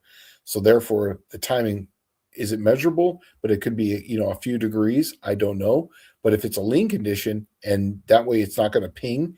If you open up the gap, it burns it later, and that's definitely what you want for a lean condition. Under power, when you're cruising, you want a ton of timing when you're cruising for a lean condition, but when you're under power, I know that by doing that, you'll actually bring the timing in later, slightly. Looks like Mopar K Don't Play just showed up. Oh, how you doing? I made a comment on one of her shorts that she was doing. If you're not familiar with Mopars, they have all the amperage from the alternator comes through the firewall before it goes anywhere else. Comes right off the alternator. It goes right through the amp gauge, right, and then it splits off and goes everywhere. The first thing you do whenever you buy a Mopar, the first thing you do is literally cut those two wires, because that's where every fire starts on a Mopar, is literally at the amp gauge. And that's the first thing you do. And I guess she had, I watched it a couple times, so I'm not sure if she had a fire or it was actually starting to burn. And I made a comment saying, yeah, that's the first thing that I do whenever I get a Mopar, is literally cut that and make the amp thing. And that's the reason why I got rid of that amp gauge. You put a voltmeter in the Lizard King, is because I wanted to have something there. Indecisive Garage is saying, was it butyl alcohol?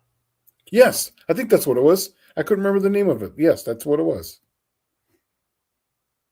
Yeah, because they would sell two of them there, and I believe that's the one it was. It was, and they would buy in these gallon containers, and we would pour that right in there, and that would literally clean that thing right out. It would just go from all the NOx and all this other crap, and it would just go. So Tom Brown saying, on a dual point distributor, when the second set of points kick in, does it spike the coil because there is a bunch more electricity going into it? Where there's special coils for dual points? No, a dual point, you're thinking of it all wrong here. It's essentially one circuit, but one set of points opens before the other. So it's in series, right? And essentially, it's the only thing it's doing is carrying out that closing and opening longer. It's just it's overlapping the points is what's going on. And it's not two different 12-volt circuits. It's all the same circuit. So, and when you're saying when the second set of points kicks in, they're always going. So as soon as you start the car, it's always working that way. It's just one set of points is delayed like microseconds behind the other one. Yeah. Adjusting timing with plug gap, and now we're splitting hairs here. Yes, absolutely. But I can tell you, it does change things in the coil because now you're storing energy longer.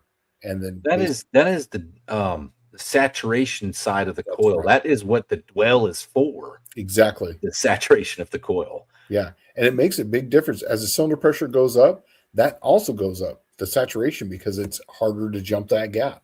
It makes a big difference. Yep. That is it. Well, it's easy to explain. Instead of taking cylinder pressure way high, just take the RPM way high. Yeah. Right. And we're seeing splitting hairs. You can literally measure this at the track. It's not necessarily, it's something you can measurably do. Change your plug gap and go to the track, and you can see the difference between them. If you don't believe me, put some nitrous on the car, and then you really see it, because that's just increasing. Basically, you're just increasing the cylinder pressure, and then that really changes the gap, how much spark is needed to jump the gap, and that will change things a lot.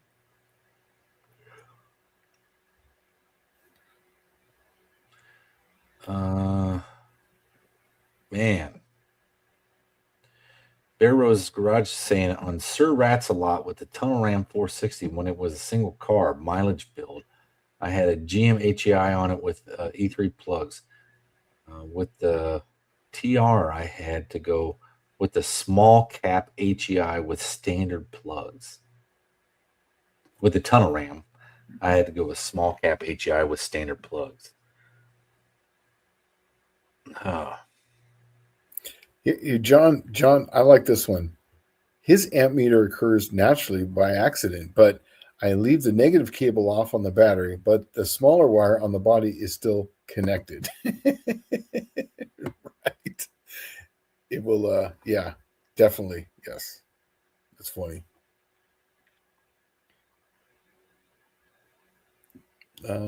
So I guess it looks like they took the red wire out of the plug and then spliced in something, and I'm learning. Oh yeah.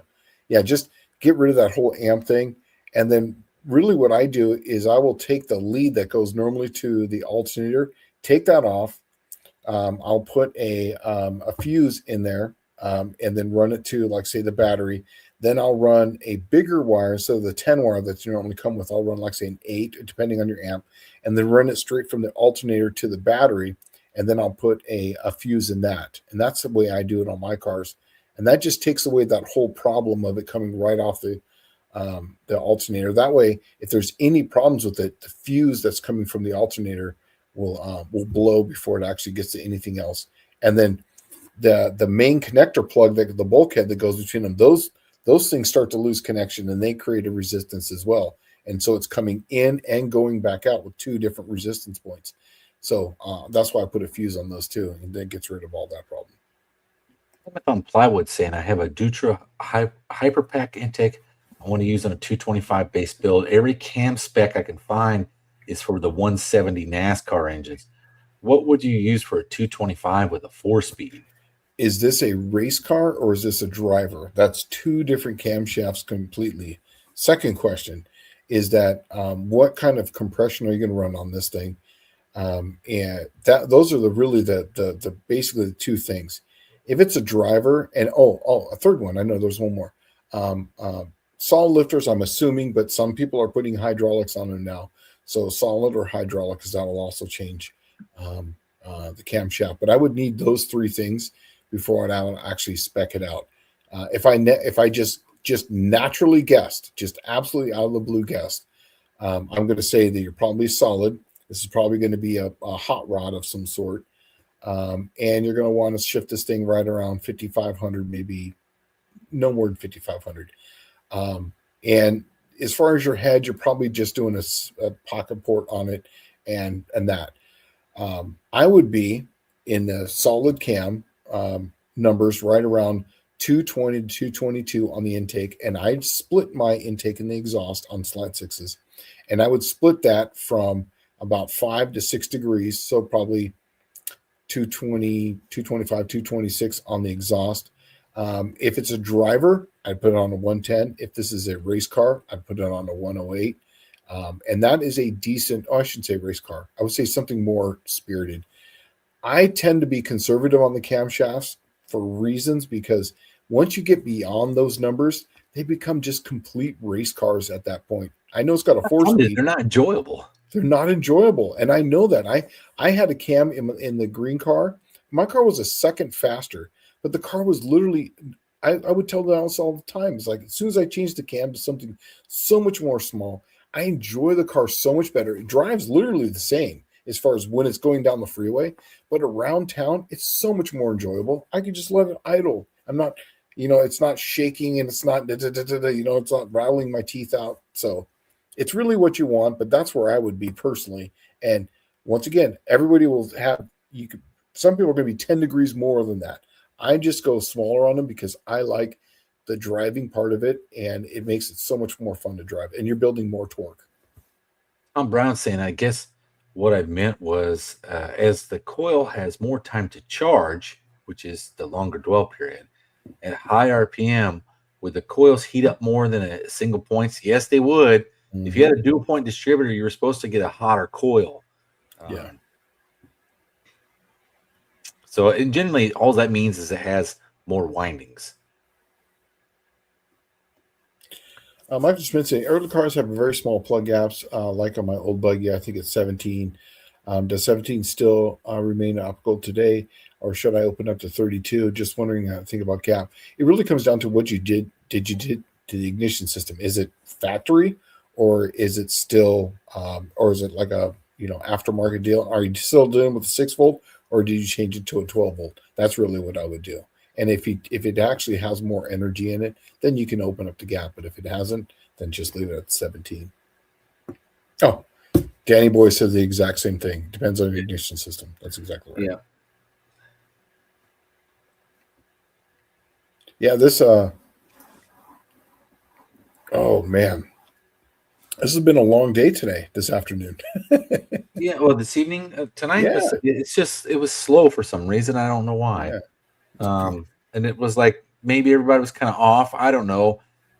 Springtime just coming in, so everybody's wiped out at the end of the day. I'm not sure. Wheeler King saying exactly. I have way more issues with the bulkhead than the amp meter, especially when I live back east. Yeah. Mine actually started on fire. Well, I shouldn't say fire. It actually started smoking because of the resistance from the bulkhead. And that's when I caught that the fire was about to happen on the amp meter. Was from that. It was actually shorting out between the two.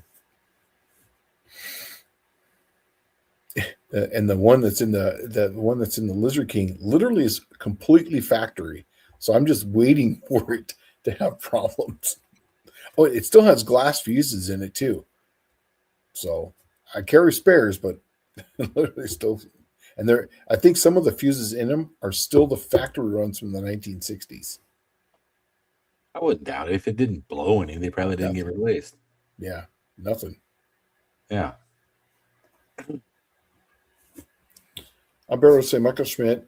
Standard points generally run about 10,000 volts. So the gap is smaller when HEI is right around 40,000. Even bigger gap, that helps. Absolutely. Yes. Oh, remember this name? Vintage speed coils from J.C. Whitney or Honest Charlie's. Remember J.C. Whitney? I used to love that kind. I do. They're still around.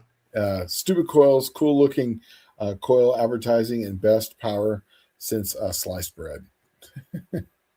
Vintage Adventure Drive says, hey, folks, tech question here. What's the difference in mileage typically when running a thermostat versus not running a thermostat? Oh, dude. Always run a thermostat. It always run a thermostat. And for those out there, I know I'm probably going to get hate for this. I never run a 160 thermostat because it's literally the easiest way to overheat. Yep. Besides running no thermostat. Yeah, I'm telling you right now, man, I run it.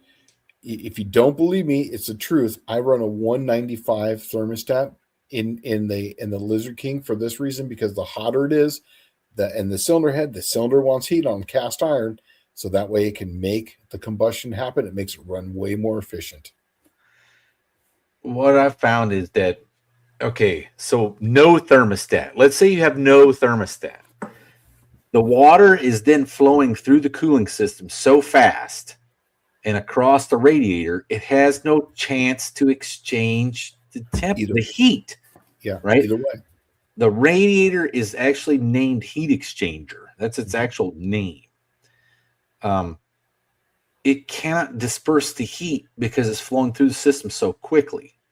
when you take let's say a 160 thermostat, 160 has the same problem, but what ends up happening is once the engine crests the point of 160 and it can overrun that thermostat, if the thermostat goes up, let's say 10 degrees above what it's designed to be at, it's fucked. Mm-hmm. Right? They do not operate at the same way ever again. And I've seen more people overheat stuff on 160-degree thermostats than anything else out there. Because it goes wide open so often. And once it's wide open, you're just basically, now there's a slight restrictor in there, basically, but other than that, it's just going. But I've experimented with 180s, 195s, and I found that the Slant 6, at least for my setup and the way that I tune them and whatever in the camshafts, the 195 is the thermostat to run. In the Lizard King, I've experimented between the 180 and the 195. But now that I got this big, massive radiator on it, big heat exchanger with a massive delta across it, I put the 195 in it because it just keeps that engine running so much more efficient. Dude, you know what's funny is I had that weird issue with my Suburban getting hot last year, and I flushed it all out with, I don't even remember what it was, LA's Best. Yeah, that's right. It was all the foam was coming out of it. Yeah, I remember that. And then I drove it home. It never even got over 140. Yeah. Now, all of a sudden, that weird thing is back. Right? I just drove it the other day, and it was 180. It hasn't ran 180 since I cleaned the cooling system. Mm-hmm. And now it's back up at 180, and it'll easily go over. Something weird's going on. I think I need to investigate that. I'm kind of wondering. I smell antifreeze. It doesn't leak a drop. There's no antifreeze underneath the car or underneath the Suburban. I had this. I wonder if the cap is bad. I was just going to say, I changed my cap and I stopped smelling coolant. And it was actually, remember I kept telling you, it wasn't building pressure. Remember in the morning, I'd tell you, I changed my cap and then all that went away. And then I wonder if it is the cap. I was just thinking of that yesterday. It was I wonder if it's the cap. Also, too, under the cap on the radiator itself, clean, get a piece of Scotch-Brite and clean the surface where the rubber goes onto it. Uh-huh. Clean that surface because it'll get crap there because crap goes back and forth there and it builds up and then it just can't hold the pressure because of that thing. So I cleaned both those two, and now all those problems went away.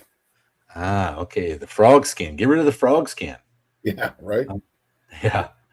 Well, Michael Schmidt, you are just like a lot of people. He thought that by changing to a better coil, hotter coil, it would, jump a gap, whatever would it, basically it'll increase a little bit, but points are points. You can only store and charge and dump so much.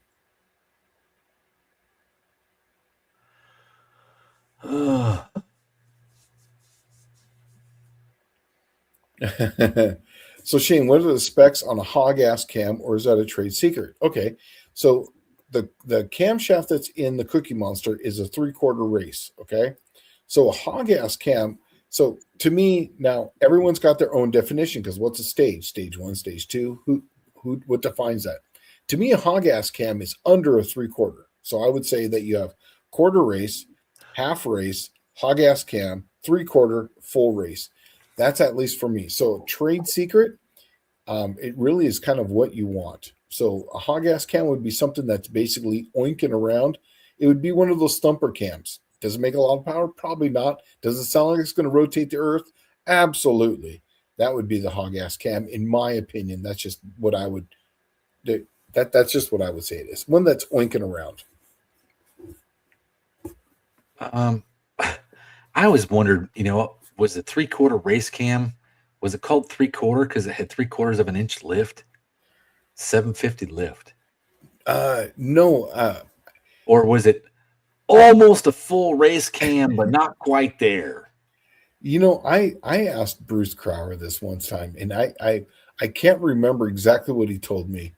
But he had a definition for it, but it had to do something with duration and whatnot. But I don't remember. But I'm not sure if he was pulling my leg or if it was actually real. But yeah.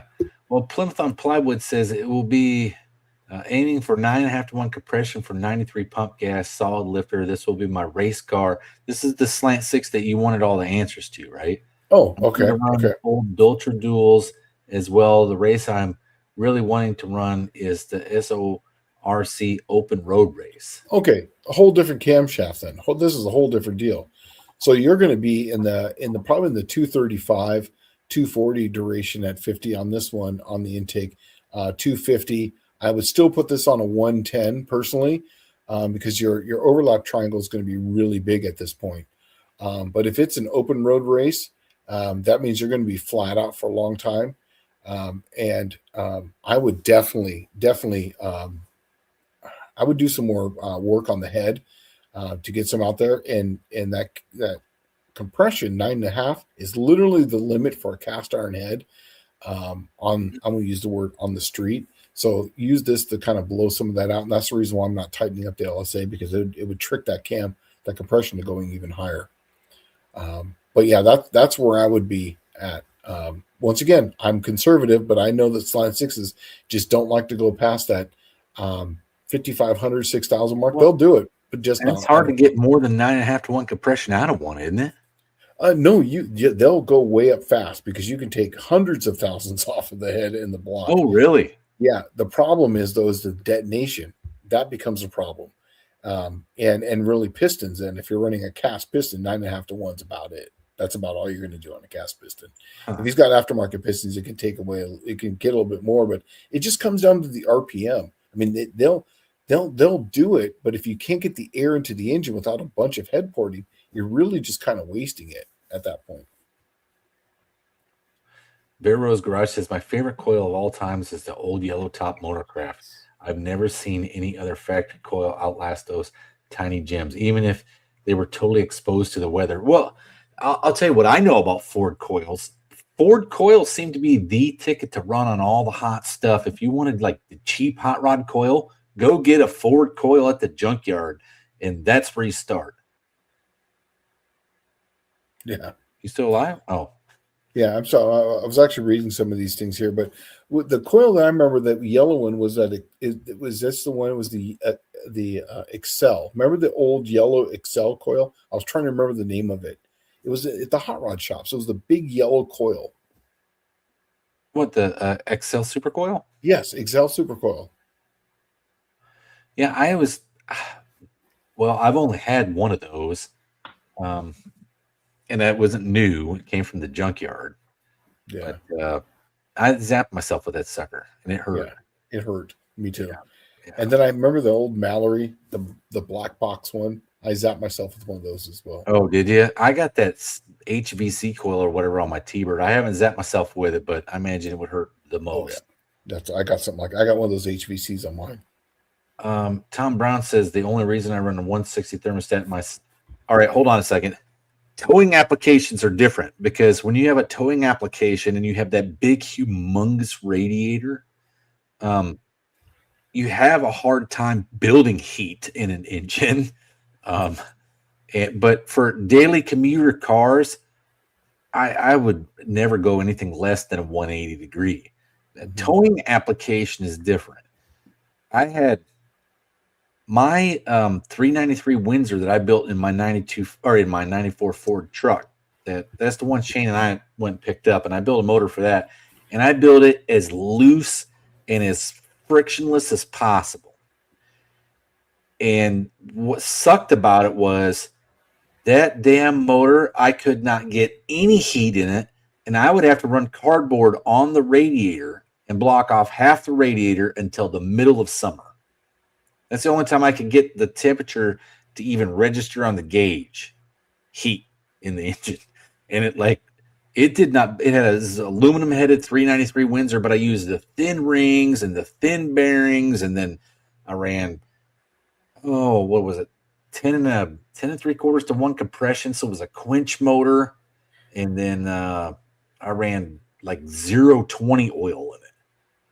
That thing did not build heat worth a crap. I even tried running thicker oil, and what I found was the aftermarket roller lifters do not like thick oil. They will clatter like mad. Yeah, they have little passageways. And it's like the thinner oil was better in that case, right? I'm going to go through a couple of these really fast because we've only got about 5 more minutes here. So okay. Basically, Dizzy, he has an old running in his camp. So basically a big yellow, or actually no, right here. Barrows. I have a yellow Excel coil that he's not using. So if you want it, so hit him up. He says, general rule of thumb, never buy coils from a junkyard. I actually did because that's the only way I could afford them. That's actually how I got my Mallory. The yellow top I got at a swap meet. And John here has got really something awesome here, but and this is actually how I named my 3/4 race cam, but I don't remember if it was correct. He goes, when I was younger, I figured 3/4 race cam had 270 degrees of duration, 3/4 of a circle. And here's the thing is that the Cookie Monster has got 274 degrees of duration at 50 thousandths. I don't know, man, but there was a reason. I remember he told me one of them that it was for something. And I just don't remember it. 3/4 race cam I studied. I brought in 1950 Isky race cam. 3/4 means jack squat. It used to be identified that had more lift than lower cam, e.g., half race cam, not 3/4. My slant detonates with near stock compression at 30 degrees of timing. It's nice driving, but it doesn't want that much throttle when accelerating. Here's the thing on that. You're absolutely right. And what's happening is that's usually the carbon that's left inside the cylinder. Clean out those carbon on the backs of those plugs on the valves, and it will stop detonating at 30 degrees. That is literally one of them. Get it hot, run some distilled water through it, get a scope in there and look down those intake and just see the back of that intake valve. And usually the number 3 or 4, because of where your PCV valve comes in or whatever, it's going to be oil on those ones, and it's going to be built up and thick. And that's what's causing it to detonate, is that it's glowing that black, that stuff black, just glowing and hot. So blow that shit off of there. Miss Catgy's asking a question here. Are slant pistons down in below the deck always? Yes, they're all below. Unless you have them custom made, but they're literally they're actually even worse. The aftermarket pistons will actually be farther in the hole than the factory ones. That's normal. Yeah, it's well, they normal. do that. Think about it like this: like you're making pistons for engine rebuilders, right? And they generally, the rule of thumb used to be what, 40 over 20 thousandths off the deck. Yeah. Yeah. Yep, exactly. They're usually in the hole by 187 thousandths. Oh, Barrows hooked us up. So thank you, man. I appreciate it. Thanks again. It keeps the lights on here. Dust Devil Garage says, this is going to be my last one for tonight. Okay, serious question, kind of. Can I run my big yellow super coil with an MSD digital box? I sure would try. Yeah, it should be fine. Should be fine. I've ran all kinds of different coils with the MSD box, but as long as it's not one of the digital 7s, as long as it's a digital 6 or MSD 6AL box, it should be fine. That I've never had any problem with it. It's only when you get to digital 7 or the MSD 10 or the 8 that's when you start having problems with them because of how much coil energy is putting into it. But the 6AL boxes should be fine. Oh, we got another one. Thanks, guys. Hey, remember, thank you. I appreciate this and everything, but please use this money to go and buy something on WAF Racing. Head on over there. He's about to go out on the circuit. He's the one that pays these bills. But thank you for this. I really appreciate it. Me and Dallas both thank you very much for this. Yes, because you guys do remember what a pain in the ass it was to have to deal with StreamYard and being limited on streams. Yeah. Right. So. But yeah. So you going to drop a video this week? No. I'm going to start. I have another video. I actually have 2 in the queue. So I'm actually trying to get my ducks in a row to go to college here. I'm happy for you for that. I really am. I'm going to start dropping a video. I have it programmed now to go off at 6 on Saturday morning. So I have 2 of them already in the queue there. So it's actually pretty nice. So, but with that, man, we're gonna cut on out of here. It's been 2 hours, but thank you guys for showing up. And, we had a good time. Yeah. Sorry I had to scold you into asking some tech questions. Yeah. Exactly. Yeah. But anyways, you guys take it easy. Have a good week. And don't forget to go see Mr. John Wilburn on his channel, 7 Central. 7